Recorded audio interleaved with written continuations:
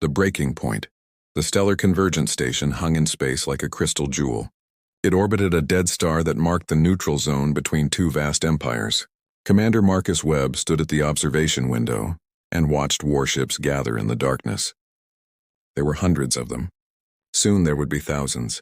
In 48 hours they would start killing each other, and they would not stop until one side was completely destroyed. Marcus was 52 years old. He had gray hair and tired eyes. He wore the simple blue uniform of Earth's diplomatic corps. He did not look like someone who could stop a war. He did not feel like it either. Behind him, the conference chamber buzzed with desperate activity. Diplomats from 50 different species argued and pleaded and threatened. They had been doing this for 3 weeks. Nothing had worked. Nothing was going to work. Marcus knew this because he had studied the problem carefully. This was not a normal war. This was something much worse. The two empires preparing to fight were called the Valkyrie Unity and the Iron Sovereignty. They had both existed for thousands of years. They had both built civilizations that spanned hundreds of star systems. They had both reached the limits of their expansion. Now they both wanted the same thing. The Nexus Belt was a region of space filled with a rare element called chromium-7. This element was necessary for advanced faster-than-light travel. Without it, both empires would slowly decline. Their ships would fail. Their trade routes would collapse. Their civilizations would crumble over the next century. With it, they could continue to thrive for another 1,000 years. The problem was simple. There was only enough chromium-7 in the Nexus Belt to supply one empire. Not both. Marcus turned away from the window. He walked through the conference chamber. Around him, alien beings of every shape and size tried to find a solution. The crystalline chorus, beings made of living sound, sang proposals in harmonic frequencies. The gravity weavers, creatures that existed in higher dimensions, offered to restructure spacetime itself. The ancient archivists, the oldest known species in the galaxy, presented historical precedents from 10,000 years of galactic history. None of it mattered. Marcus had learned something important over the past 3 weeks. He had learned that every species in the galaxy was trapped by its own nature. The Valkyrie Unity was a telepathic collective. Each Valkyrie individual was connected to millions of others through a shared consciousness. They experienced thoughts and emotions together. They made decisions through complete mental consensus.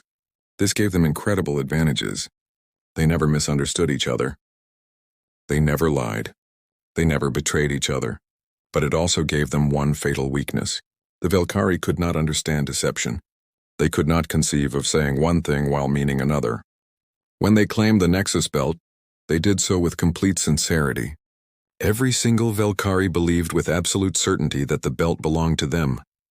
They had found it first. They had surveyed it first. They had declared their intention to mine it first.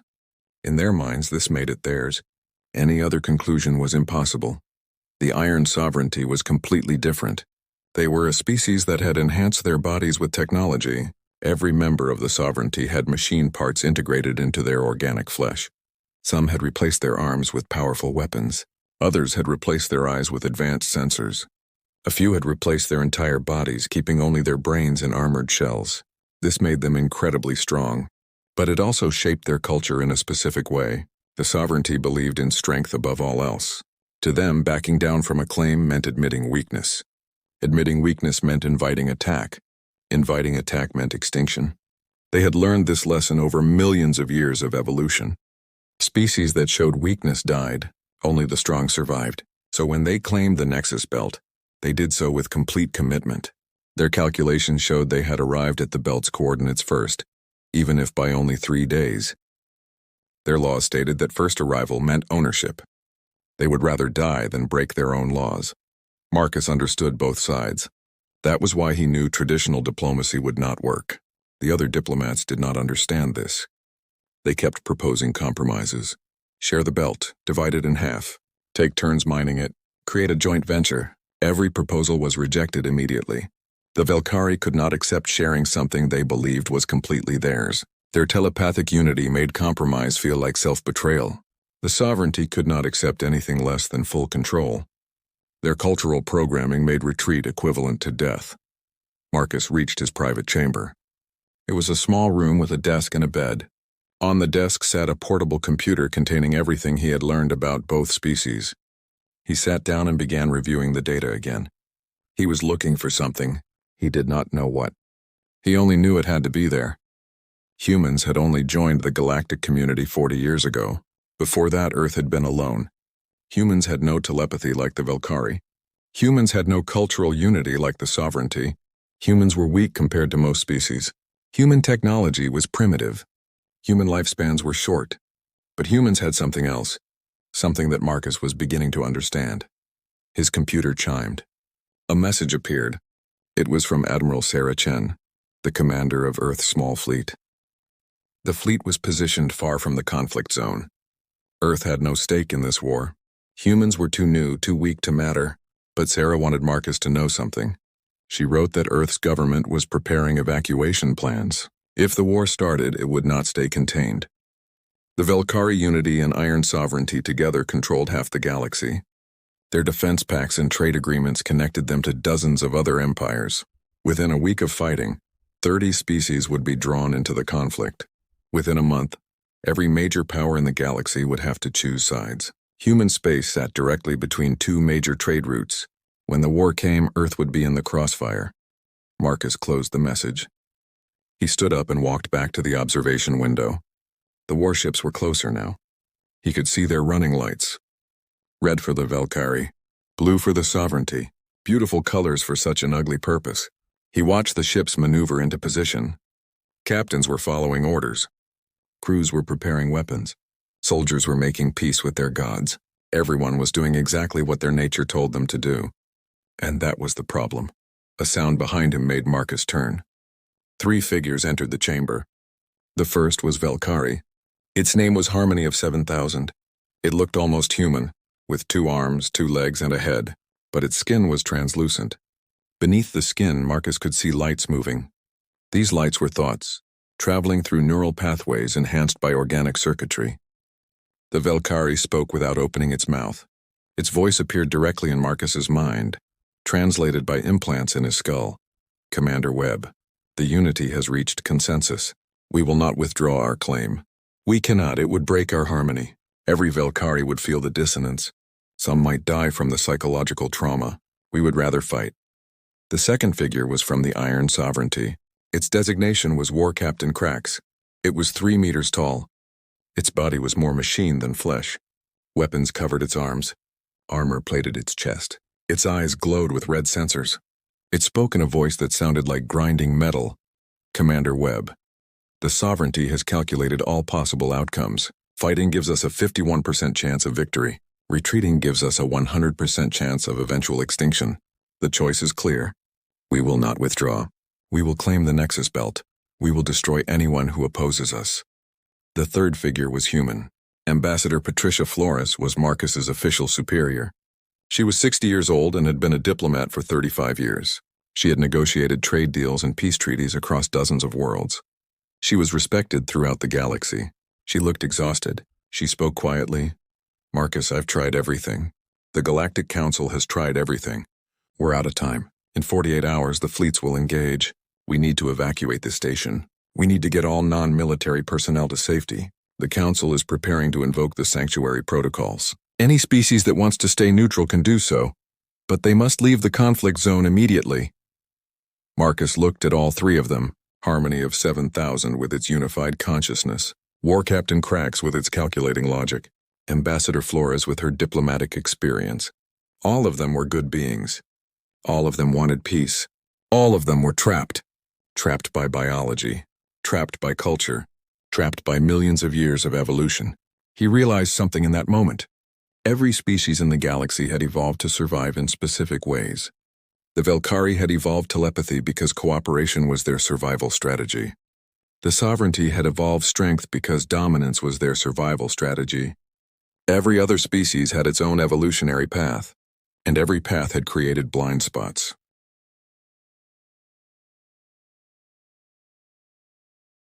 Flores frowned. Marcus, what are you planning? Something human, he said. Something that only a human would try. Harmony of 7,000's lights flickered with concern. Commander Webb, the Unity has already explored every possibility. Our combined intelligence has analyzed this situation from every angle. There is no solution. War Captain Krax's weapons hummed slightly. Commander Webb, the Sovereignty's battle computers have run 10 million simulations. No diplomatic outcome exists that satisfies both sides. This is mathematical fact, Marcus smiled. It was not a happy smile. That's because you're both playing by your own rules. I'm going to change the game. Before anyone could respond, alarms blared throughout the station. Red lights flashed. A voice spoke over the intercom in the Galactic common language. Attention all personnel. The Velkari Unity and Iron Sovereignty have both declared final positions. The countdown has begun. Diplomatic solutions are no longer viable. All non-military personnel must evacuate immediately. The Galactic Council officially declares this conflict beyond diplomatic resolution. Through the observation window, the warships began moving into attack formations. The red lights and blue lights swirled through the darkness like angry stars. Marcus watched them come together. He had 48 hours. It was not enough time. It would have to be enough anyway.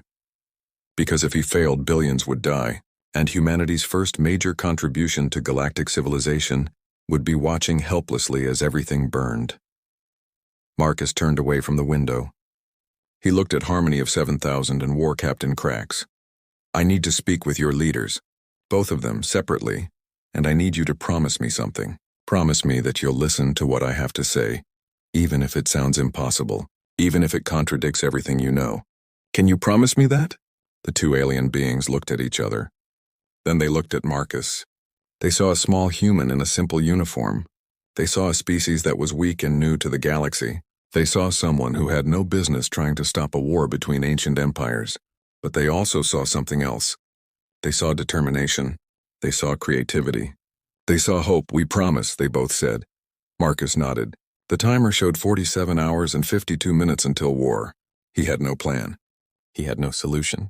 He only had an idea that might work if he could make both sides see what humans saw. He had to make them understand that the universe was bigger than their evolutionary programming. He had to teach ancient civilizations a lesson that humans had learned over and over again on Earth. Sometimes the only way to win was to change what winning meant. The clock was ticking. The fleets were gathering, and one human was about to attempt the impossible.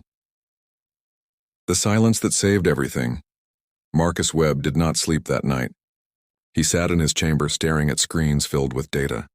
Human history scrolled past his eyes, treaties, negotiations, conflicts, solutions. He was looking for patterns.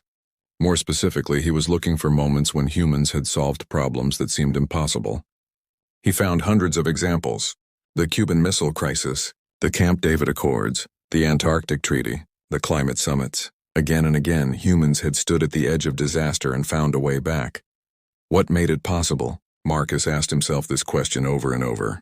The answer was always the same.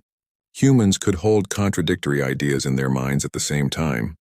A human could believe something was theirs while also accepting it might belong to someone else. A human could value strength while also choosing to appear weak strategically. Humans lied, but humans also trusted. Humans competed, but humans also cooperated.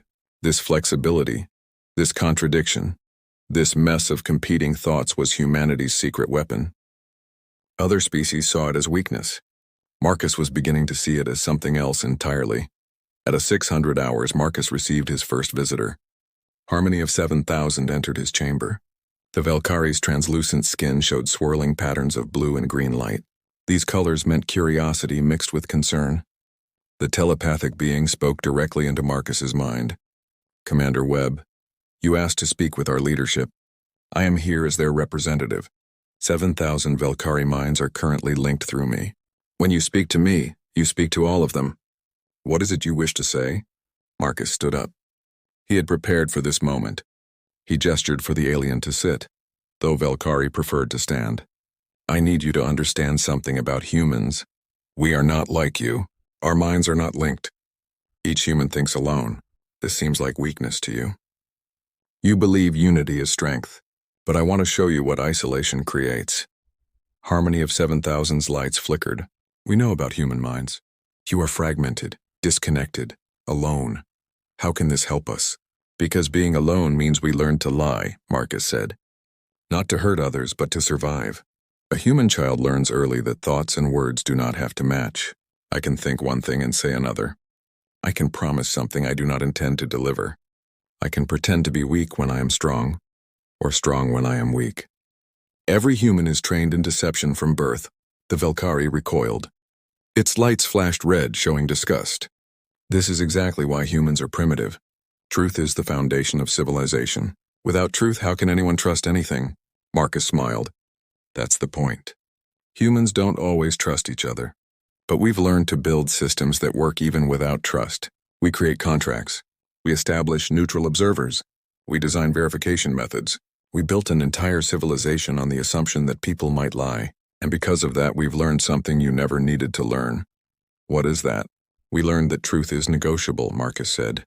Not the physical truth. Not facts. But social truth. The truth of ownership, of rights, of claims. These truths are stories we tell ourselves. And stories can be rewritten. Harmony of 7,000 stood silent for a long moment. Marcus could sense the being consulting with the thousands of minds linked to it. Finally it spoke. The Unity cannot accept this. The Nexus belt is ours. This is not a story. This is truth. We found it first, did you? Marcus asked. Or is that just what you remember? Memory is not perfect, even for telepaths. What if your records are wrong? What if the sovereignty really did arrive first? Would you change your claim? We would not change our claim because our records are not wrong. We were there. We remember it with perfect clarity. Marcus leaned forward. That's exactly my point. You cannot doubt yourselves. Your telepathic unity makes questioning impossible. Once 7,000 minds agree on something, it becomes absolute truth for all of you. But humans doubt everything. We question our own memories. We challenge our own beliefs. This makes us weak in some ways, but strong in others. We can change our minds because we were never fully convinced in the first place. The Valkyrie's lights swirled faster, showing confusion and anger. You are asking us to lie. To deny what we know to be true. This would shatter our unity. It would kill us, no, Marcus said quietly. I'm asking you to accept uncertainty. I'm asking you to admit that maybe, just maybe, there is more than one truth. The sovereignty believes they arrived first. You believe you arrived first? What if you're both right? What if the truth is more complicated than either side understands? Harmony of 7,000 started to respond, but Marcus held up his hand. Don't answer now. Think about it. Or rather, feel about it. Let those 7,000 minds explore the possibility. I'm not asking you to change your claim. I'm asking you to consider that your claim and their claim might both be valid at the same time. Can you do that? The Valkyrie stood frozen. Its light stopped moving entirely. This meant it was in deep communication with the Unity. Marcus waited. He knew he was asking for something almost impossible, but he also knew that the Valkyrie were not stupid. They were intelligent enough to recognize a new idea when they encountered one. Finally, the lights began moving again. They showed yellow and orange, colors Marcus had not seen before. This concept is disturbing but not impossible.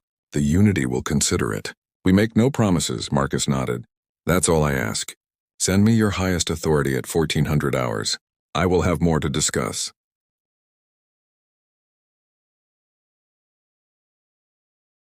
After the Valkyrie left, Marcus had 2 hours before his next meeting. He used the time to send a message to Earth. He recorded a video for his daughter. She was 23 years old and studying xenopsychology at the Mars Academy. He told her he loved her. He told her he was proud of her.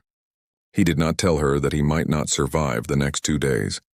If this plan failed, the station would be destroyed in the first exchange of fire. But he wanted her to know that he had tried. He wanted her to understand that sometimes trying was all that mattered. At 0900 hours, War Captain Krax entered Marcus's chamber. The massive cyborg had to duck to fit through the door. Its weapons and armor filled the small room with a sense of menace. But Marcus was not afraid. He had studied the sovereignty carefully. Their violence was not random. It was calculated. They killed when it served a purpose, but they did not kill for pleasure. War Captain Krax spoke in its grinding voice. Commander Webb, the sovereignty has agreed to hear you. I carry the combined authority of our War Council. Speak. Marcus gestured at a chair, but the cyborg remained standing. I need you to understand something about humans. We are weak. Physically weak. Technologically weak. Compared to you, we are children. But we have survived for hundreds of thousands of years despite this weakness. Do you know how? By hiding. By running. By avoiding conflict with stronger species. Sometimes, Marcus agreed, but not always.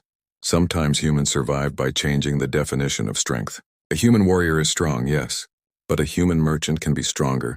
A human artist can be strongest of all. We learned that power takes many forms. Physical dominance is only one type of power. There is also economic power, political power, cultural power, the power of ideas. War Captain Crax's weapons hummed softly. Ideas do not stop bullets. Philosophy does not destroy warships. The sovereignty has learned this lesson across millions of years. Only strength matters. Only victory matters. Everything else is weakness disguised as wisdom. Marcus nodded. I understand your perspective. Your species has survived because you were stronger than your enemies. Every threat you faced was defeated through superior force. This has worked for millions of years. But answer me this. What happens when you face an enemy you cannot defeat? What happens when both sides are equally strong? Then both sides die fighting. Better to die with honor than live in weakness. But what if there was a third option? Marcus asked. What if you could claim victory without fighting? What if you could demonstrate strength by choosing not to destroy your enemy? The cyborg's sensors focused on Marcus. Explain. In human history, we have a concept called strategic ambiguity. It means deliberately keeping your position unclear. You don't say yes and you don't say no. You leave room for multiple interpretations. This seems weak, but it's actually incredibly powerful. It allows both sides to claim victory while avoiding the cost of war. The sovereignty does not accept ambiguity. Our calculations require clear parameters. Unclear positions lead to unclear outcomes. Marcus stood up and walked to the window. The warships were even closer now. He could see their weapon systems charging. Let me tell you a story from human history. Two nations once built nuclear weapons. Each nation had enough weapons to destroy the other completely. They hated each other. They threatened each other. They prepared for war. But they never fought. Do you know why? Because they were cowards. No, because they were smart. They realized that winning the war would cost more than losing the peace. So they created something called mutually assured destruction. Both sides kept their weapons. Both sides stayed ready to fight. But both sides also agreed on certain rules. They communicated through back channels. They established protocols. They found ways to compete without killing each other. It lasted for 50 years. Millions of lives were saved. And do you know the interesting part? War Captain Crax did not respond, so Marcus continued. Both sides claimed victory. One side said they won because they maintained their principles. The other side said they won because they achieved their goals. Both were right. Both were wrong. The truth was somewhere in between. And that ambiguity, that uncertainty, that human flexibility kept the peace. The cyborg processed this information. Marcus could see lights flickering behind its sensor arrays. Finally it spoke. You are proposing that the sovereignty claim victory without achieving victory. You are proposing that we accept an outcome that our calculations show is suboptimal. Why would we do this? Because your calculations are missing a variable, Marcus said. Your battle computers can predict the outcome of war. But can they predict the outcome of peace? Can they calculate the value of 500 years without fighting? Can they measure the strength demonstrated by choosing not to destroy an enemy you could destroy? No. Our systems do not model non-combat outcomes with the same accuracy. Exactly. Your species evolved to fight. Your culture is built on conflict. Your technology is designed for war. You are incredibly good at calculating how to win battles. But you have no experience calculating how to win without fighting. Humans do. We've been doing it for thousands of years. Let me help you find a different kind of victory. War Captain Crax stood silent for a long time. The weapons on its arms powered down slightly. This was the cybernetic equivalent of relaxation. The sovereignty will consider your words. We make no commitments. Send us a formal proposal by 1600 hours. After both meetings, Marcus sat down at his computer and began writing. He was creating something that had never existed before, a diplomatic protocol designed for species that could not compromise. He called it the Silence Protocol. The key was simple but radical. Both sides would stop talking to each other. Instead, they would talk to a third party. That third party would be humanity. Earth would become the administrator of the Nexus Belt. Neither the Velkari nor the sovereignty would own it. Neither would control it. But both would have access to it, Marcus wrote carefully. He knew that every word mattered. The Velkari needed to feel that their truth was acknowledged. The sovereignty needed to feel that their strength was respected. Humans needed to demonstrate value without threatening either side. The proposal had to satisfy all three requirements simultaneously. It took him 8 hours to write 15 pages. At 1400 hours, Marcus met with consensus of 10 million, the highest authority in the Velkari unity. This being contained the linked consciousness of 10 million individual Velkari. When it spoke, entire worlds listened.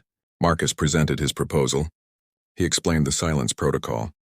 He showed how the Velkari could maintain their truth while accepting human administration. He pointed out that the Unity had never claimed they wanted to mine the Nexus Belt themselves.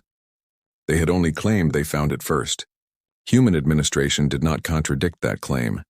Consensus of 10 million's lights showed yellow and green, uncertainty and hope. This is acceptable to some of our minds. Others resist. We need time to achieve harmony. At 1600 hours, Marcus met with Supreme Calculator Vrax, the ultimate authority of the Iron Sovereignty. This being was more machine than organic, a brain housed in a fortress of metal and weapons. Marcus presented the same proposal from a different angle. He explained how the sovereignty could claim victory by demonstrating strategic superiority. They would be showing that they were strong enough to choose peace. He pointed out that human administration meant the Velkari also did not get direct control. Both empires would have equal access, which meant neither side was stronger than the other.